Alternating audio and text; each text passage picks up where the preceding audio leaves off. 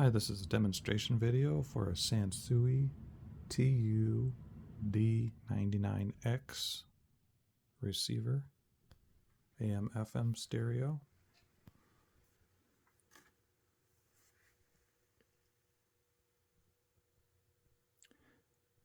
I believe this is from the mid-1980s. It's a nice unit, and it does perform really well.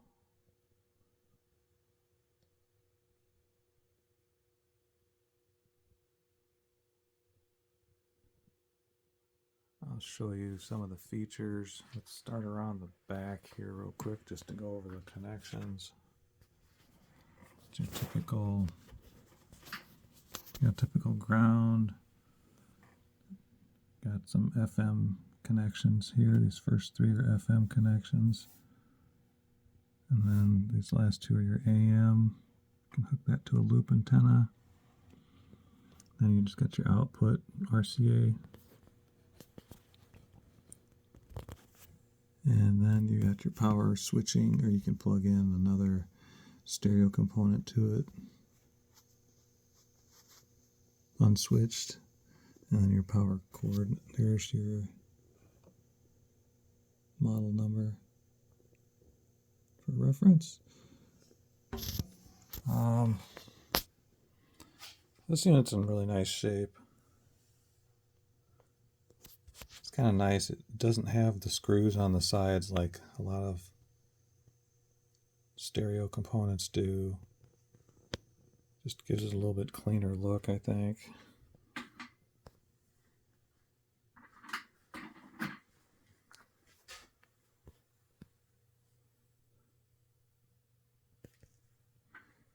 And go over some of the features here.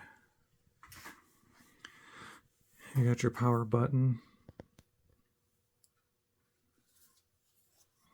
and I'll go over the controls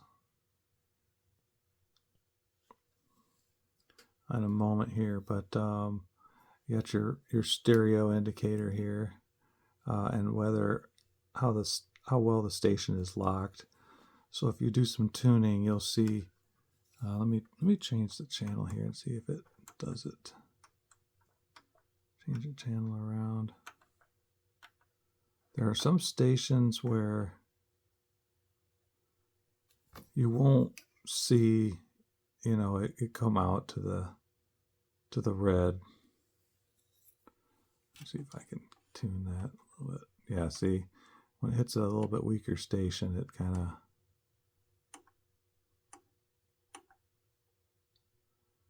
comes in like that. And if we turn up the volume here, see, we're just getting some static. So the green is kind of weak signal, and then as it gets better, it turns to the orange and the red. So that's that.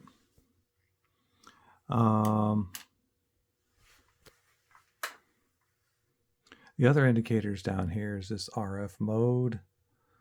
So that's your local or your distant. And that is controlled from this mode switch here. So if I turn that on,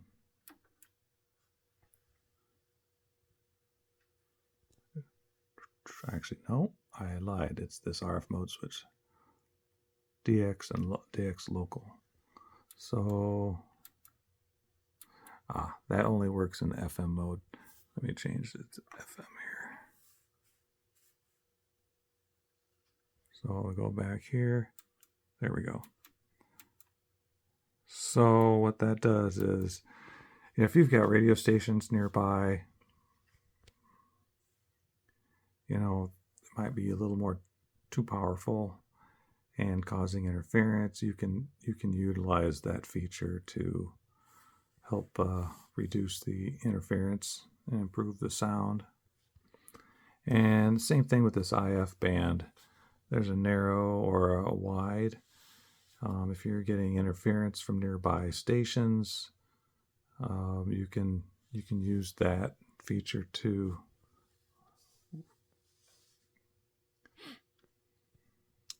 this IF band right here. So that will improve your sound and reduce interference. So, and then that's your stereo indicator in the middle, if it's stereo or mono. So if I go over here to the stereo mono and I switch that on and off, you'll see that turn on and off. You can use that too to help if you have a stereo station coming in that's a little bit noisy. That can help reduce that noise. So then you just get your display for your frequency that you're on. This does AM and FM, of course, and then it's got these 8 presets, which you can have one station FM and one station AM saved on those. And this unit also has a unique feature with this record calibration. When you turn that on, let me turn that on and I'll let you listen to what it outputs. That's a 440 hertz tone. That's 6 dB down from the radio station. So basically you can set your record level if you want to record something off the radio.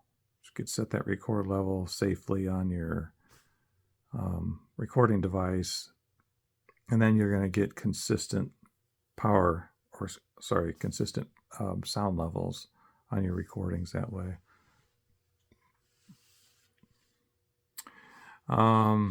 What else? So this thing also has this noise cancellation.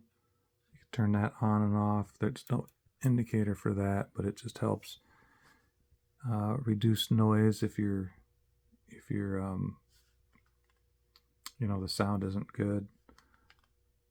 And then you've got your tuning mode, auto or manual. So in manual, when you're tuning left, up and down, so you're just going up one increment at a time every time you push. But if you go into, if you go into the auto mode and you hit the button, it's going to tune to the next station and then stop. Just basically going to scan until the next station. So to set the memory, you just hold the memory button in, and then you press the station. You just hold it and press the, I want to save that to 7. So now that's going to be on 7. So, and then there's a preset scan here. So if you press that, it's just going to scan all the presets. You'll see it go one at a time, and it does that every 4 seconds. So turn the volume up a little bit. Let me turn off the and dying.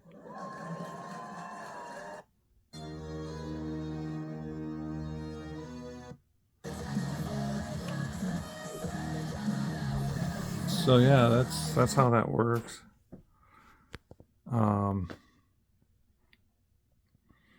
That's pretty much all the features. It's a nice unit. It performs well. And yeah, I think it's from the mid 1980s.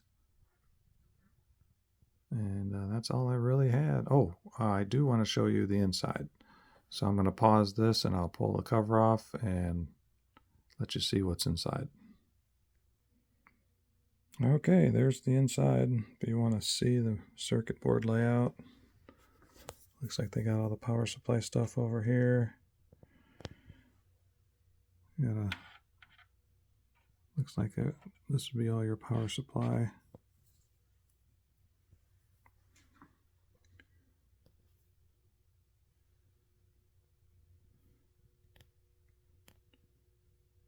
So that's the layout.